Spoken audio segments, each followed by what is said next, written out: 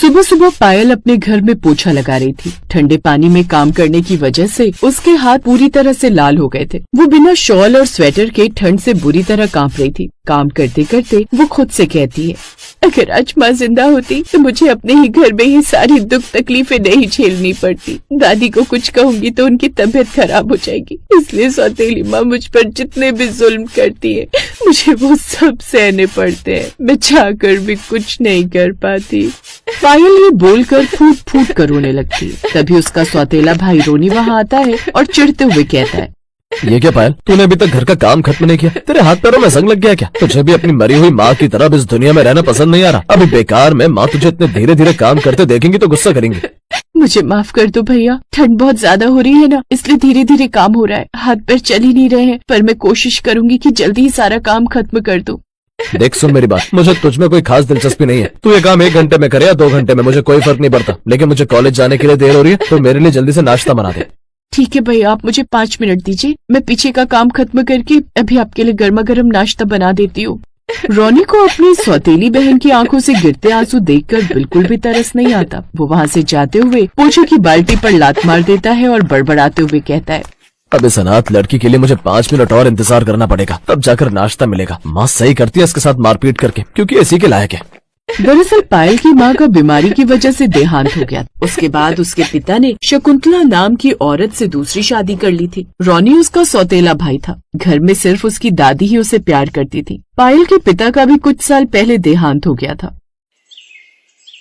पायल मेरी बच्ची, इस तरह कब तक इन लोगों के जुल्म सहती रहेगी? अब तू शादी करके यहाँ से चली जा। हो सकता है कि मायके में सब तेरे लिए पराए हैं तो क्या हुआ, तुझे ससुराल में कोई अपना मिल जाए। दादी, अगर मैं आपको छोड़कर चली जाऊंगी तो आपका ध्यान कौन रखेगा? मुझे रोनी और छोटी माँ पर बिल्कुल भी यकीन नहीं है। मेरी उम्र तो कट गई है मेरी बच्ची। अब मुझे अगर कोई चिंता सताती है तो सिर्फ तेरी शादी की। शायद इसीलिए भगवान ने अभी मेरे प्राण रोके हुए हैं। मैंने तेरे लिए एक लड़के का रिश्ता देखा है, उसका नाम कुलवंत है। मैं चाहती हूँ कि तू उससे शादी करके अपना घर बसा ले। दादी, आप तो जानती हो ना कि माँ मेरी शादी बिल्कुल भी नहीं होने देंगी। अगर मैं ये घर छोड़कर चली गई तो उनकी मुफ्त की नौकरानी भी तो चली जाएगी। तू बस इस रिश्ते के लिए हाँ कर दे मेरी बच्ची, तुझे मेरी कसम है। बाकी तेरी सौतेली माँ को कैसे समझाना है वो मैं देख लूंगी। अपनी दादी की कसम के चलते पायल इस रिश्ते के लिए हाँ कर देती है। कुछ दिनों के बाद कुलवंत अपने परिवार के साथ पायल का रिश्ता लेकर आता है। शकुंतला उन्हें टालने की कोशिश करती है। देखिए, आप तो जानते हैं कि मैं इसकी सौतेली माँ हूँ। मैं कोई भी फैसला जल्दबाजी में नहीं ले सकती, वरना गांव वाले यही कहेंगे कि सौतेली माँ ने अनाथ बच्ची से पीछा छुड़ाने के लिए उसकी शादी कहीं भी करवा दी। आप मुझे थोड़ा समय दीजिए, मैं सोचकर जवाब दूंगी। हाँ हाँ ठीक है बहन जी, जैसा आपको ठीक लगे। हमें आपकी बेटी बहुत पसंद है और वो बहुत संस्कारी भी है, ये पूरा गाँव जानता है। हम आपके जवाब का इंतजार करेंगे। सीमा अपने बेटे कुलवंत को लेकर वहाँ से चली जाती है। शकुंतला इस रिश्ते के लिए मना करने वाली थी, तभी उसकी सास चाल चलती है। शकुंतला, ज्यादा सोच मत और इस रिश्ते के लिए हाँ कर दे, इससे पहले कि तेरी सौतेली बेटी कहीं मुंह काला करवा कर भाग जाए। तुझे पता है इसका चक्कर गांव के दूध वाले के साथ चल रहा है और तू जानती है कि दूध वाला कितना अमीर है। अगर वो उससे शादी कर लेगी तो सारी जिंदगी सुख से रहेगी और तू यहाँ हाथ मलती रह जाएगी। इससे अच्छा है कि इस गरीब कुलवंत से इसकी शादी करवा दे। क्या मेरी नाक के नीचे घर में ये सब चल रहा था? मुझे तो पता ही नहीं था माँ जी, अच्छा हुआ आपने बता दिया। अब मैं इस गरीब कुलवंत से ही पायल की शादी करवाऊंगी, फिर देखती हूँ कि ये कैसे आशिकी कर पाती है। ये बात सुनने के बाद पायल की दादी मन ही मन मुस्कुराती है और खुद से कहती है, मैं जानती थी कि अगर घी सीधी उंगली से ना निकले तो उंगली टेढ़ी करनी पड़ती है। मैंने ये बाल धूप में सफेद नहीं किए हैं। अब कम से कम मेरी बच्ची के मायके में सब पराए हैं तो क्या हुआ, ससुराल में उसे अपने लोग तो मिलेंगे।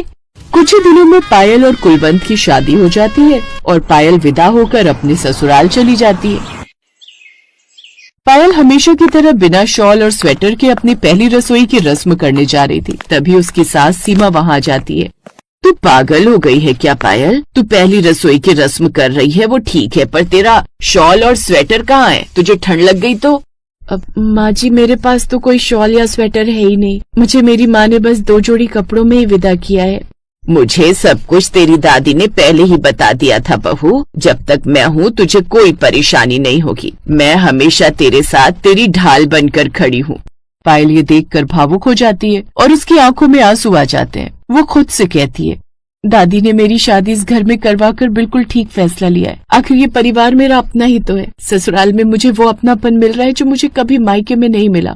शादी के कुछ समय बाद पायल और कुलवंत पग फेरे की रस्म के लिए वापस मायके जाते हैं, लेकिन वहाँ जाकर वो देखते हैं कि शकुंतला ने निर्दयता की सारी हदें पार कर दी थी। जो काम वो पहले पायल से करवाती थी अब वो बूढ़ी दादी से करवा रही थी। ये देखकर पायल रोने लगती है और कुलवंत गुस्से में कहता है, ये सब देखकर पता चल रहा है कि आपके अंदर बिल्कुल भी दिल नहीं है। आपने अपनी बूढ़ी सास को नहीं छोड़ा तो अपनी सौतेली बेटी को कैसे छोड़ा होगा। अब पायल की दादी यहाँ नहीं रहेंगी। पायल की दादी अब मेरी भी दादी है और वो मेरे साथ मेरे घर रहेंगी। अरे कोई बात नहीं बेटा, मेरी जिंदगी वैसे भी कितने दिनों की बची है। उसके लिए तुम अपना गृहस्थ जीवन बर्बाद मत करो। मैं अपना गुजारा कैसे भी चला लूंगी। दादी अब पायल के साथ साथ मेरी भी जिम्मेदारी हो। मैं आपको इस हाल में बिल्कुल भी नहीं देख सकता।